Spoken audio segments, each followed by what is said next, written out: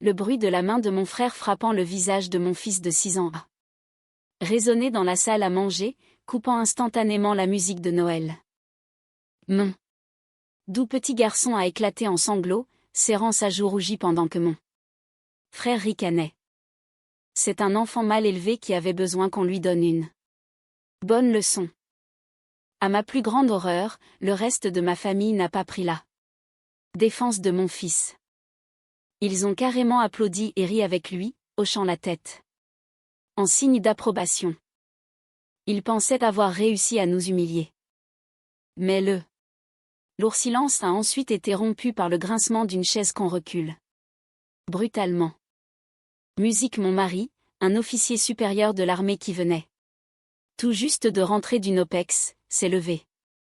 La pièce est devenue glaciale. Il a regardé mon frère droit dans les yeux, musique. Sa voix vibrant d'une autorité calme et terrifiante, et n'a prononcé que 2 mots. Sors. Immédiatement. Leurs visages suffisants se sont instantanément figés dans un choc absolu. Ils n'avaient aucune idée de ce qui allait suivre. Je m'appelle Céline, et à 31 ans, j'ai enfin appris que partager le même sang ne fait pas de quelqu'un votre famille.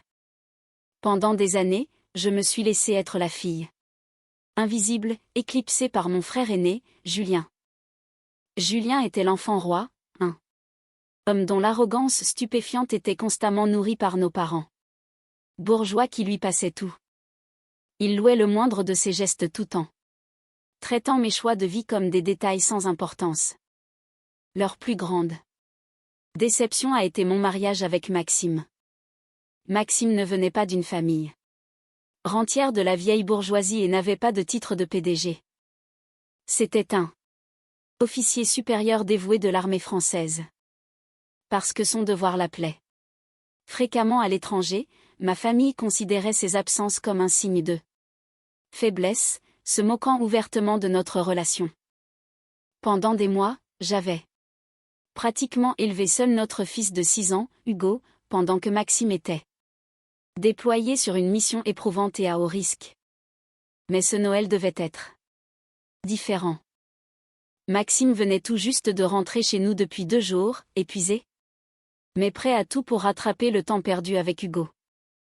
Mes parents avaient exigé notre présence à leur traditionnel et très guindé réveillon de Noël dans leur immense propriété de la banlieue ouest parisienne, un environnement conçu uniquement pour étaler leurs richesses et les dernières réussites de Julien.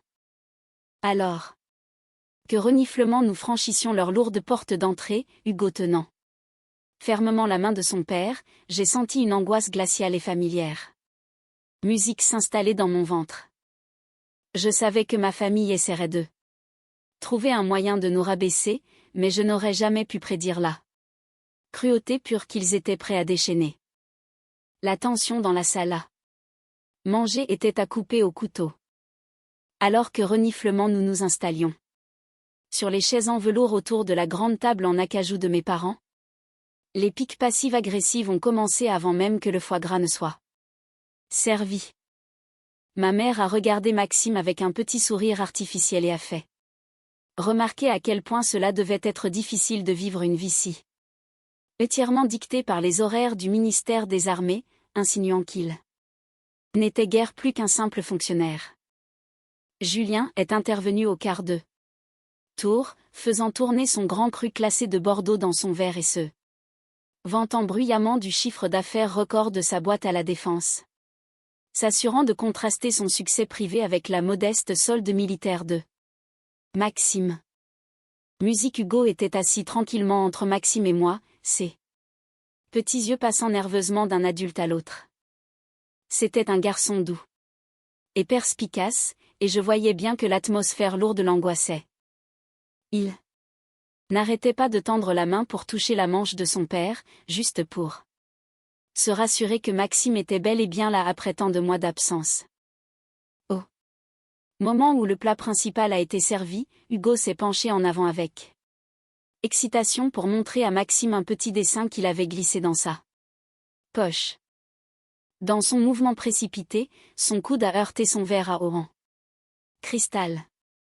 Il a basculé, envoyant une petite vague d'eau ricocher directement sur la table et atterrir droit sur les genoux de Julien, trempant sa veste de créateur sur mesure.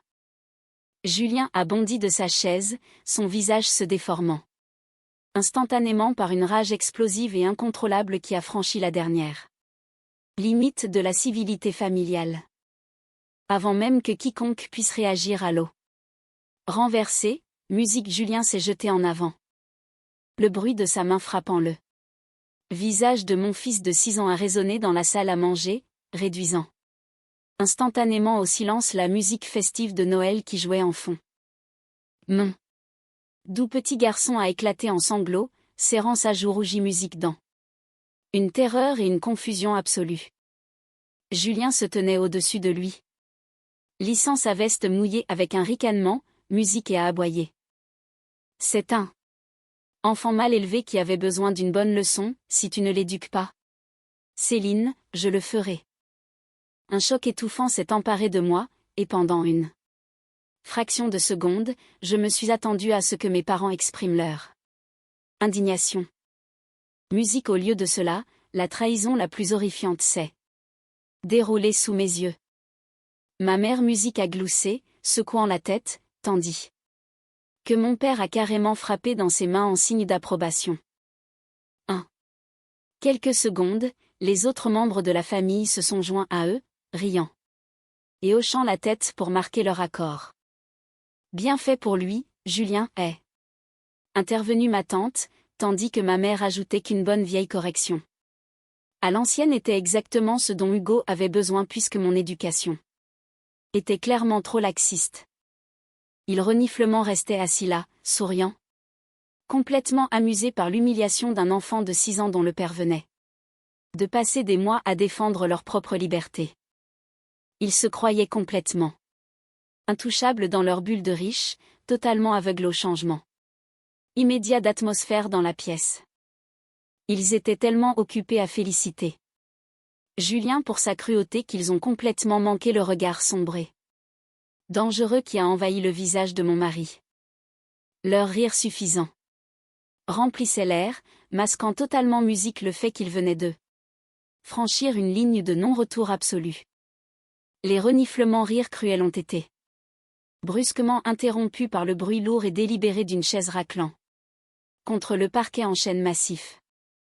Mon mari s'est levé, sa carrure imposante d'1,90 m projetant instantanément une ombre sur toute la table à manger. Le père détendu et heureux qui était entré dans la maison une heure plus tôt avait complètement disparu. Reniflement à sa place se tenait un officier militaire endurci par les combats. La pièce est devenue glaciale lorsque son regard intense et inflexible s'est verrouillé sur mon frère.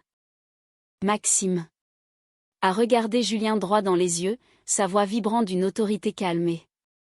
Terrifiante musique qui a fait bourdonner les verres en cristal sur la table. Il n'a pas crié, il n'a pas juré, mais il a dit juste 2 musiques mots. Sors. Immédiatement.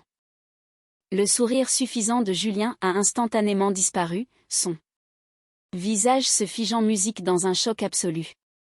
Il a regardé nos parents pour chercher du soutien, mais pour la première fois de musique sa vie, leur richesse et leur influence ne pouvaient pas le protéger de la présence intimidante d'un homme qui commandait des centaines de soldats dans des zones de combat actives. Oh, ça va, Maxime. Ne sois pas si dramatique, a balbutié mon père, essayant de faire passer l'incident pour une blague de famille. Julien ne faisait qu'intervenir. Maxime n'a même pas scié. Il n'a pas tourné la tête vers mon père. Ses yeux perçants sont restés hautement fixés sur Julien. Tu as 60 secondes pour prendre tes affaires et quitter cette maison, a répété Maxime. Son ton descendant d'une octave, modifiant complètement la dynamique de pouvoir dans la pièce. Réalisant que Maxime ne bluffait pas, Julien, tremblant d'embarras, a attrapé sa veste de créateur mouillée et a filé vers la porte d'entrée pendant que mes parents se mettaient à hurler que nous étions en train de gâcher complètement le réveillon. Sans attendre un mot de plus de mes parents. En train de crier, musique Maxime a doucement pris Hugo dans ses bras et nous sommes sortis de cette maison, musique laissant derrière nous les restes de leur dîner ruiné.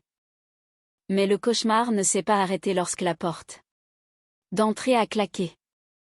Au moment où nous avons atteint notre voiture, mon téléphone vibrait déjà violemment dans mon sac à main. Au cours des 48 heures suivantes, il a explosé avec un flot toxique et incessant de SMS musique et d'appels. Manqué de mes parents, de ma fratrie et même de la famille éloignée. Les messages dégoulinaient de venin. Ma mère a exigé que Maxime présente des excuses formelles à Julien pour l'avoir humilié devant tout le monde, musique. Affirmant que l'agressivité militaire de Maxime n'avait pas sa place dans la société civilisée. Face à mon refus de répondre, leurs tactiques sont passées de la colère au chantage financier. Mon père a envoyé un email clinique et glacial, menaçant de couper complètement mes liens avec la société familiale, où je détenais des parts en tant qu'associée silencieuse, et a déclaré explicitement qu'il allait modifier son testament pour me réduire à la part minimale légale et me déshériter au maximum musique si je ne rentrais pas dans le rang. Ils croyaient vraiment qu'ils avaient toutes les cartes en main. Dans leur musique esprit, j'étais toujours la fille dépendante et peu sûre d'elle qui sacrifierait volontiers la dignité de son propre fils juste pour conserver l'accès à leur fortune. Ils pensaient que la menace de la ruine financière me mettrait à genoux, musique suppliant leur pardon. Ce que ma famille de bourgeois arrogants n'avait pas réalisé, c'est que leur menace désespérée était sur le point musique de se retourner complètement contre eux. Ils étaient tellement aveuglés par leur propre complexe de supériorité qu'ils ne pouvaient pas voir qu'ils venaient de nous donner la motivation parfaite pour regarder de plus près leur précieux empire. Maxime n'avait pas atteint le grade d'officier supérieur en prenant des décisions imprudentes. Musique il excellait dans la planification stratégique. Pendant que ma famille passait la semaine à envoyer des SMS de menaces, Maxime a discrètement activé son équipe d'avocats de haut niveau et quelques contacts proches au sein de la brigade financière. Musique puisque je détenais toujours légalement des parts sociales.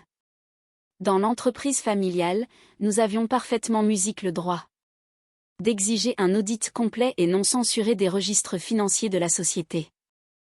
Ce que nous avons découvert au cours des jours suivants a complètement brisé leur illusion de succès intouchable. Julien n'avait pas bâti un immense empire privé. Il avait construit un château de cartes totalement illégal. Les rapports d'expertise approfondis ont révélé que Julien avait systématiquement falsifié ma signature sur des prêts commerciaux à haut risque, utilisant ma part de la société comme garantie pour couvrir d'énormes pertes personnelles dues à une dépendance secrète et incontrôlable au jeu d'argent. Pire encore, ces magouilles désespérées avaient entraîné toute l'entreprise de mes parents dans l'évasion fiscale active et la fraude au marché public.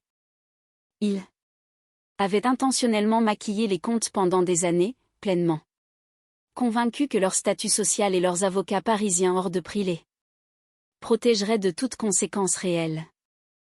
Alors que j'étais assise à la table de notre cuisine, parcourant la montagne écrasante de preuves juridiques, la prise de conscience m'a envahi. Ma famille pensait qu'elle allait me ruiner financièrement en m'écartant d'un héritage frauduleux. Reniflement en réalité. Ils nous avaient involontairement fourni les munitions exactes nécessaires pour démanteler complètement leur train de vie musique arrogant.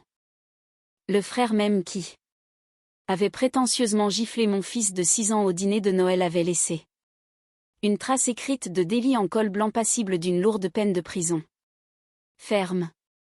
Musique sans une once d'hésitation, j'ai remis la montagne de preuves juridiques aux autorités judiciaires. Les retombées ont été immédiates et dévastatrices.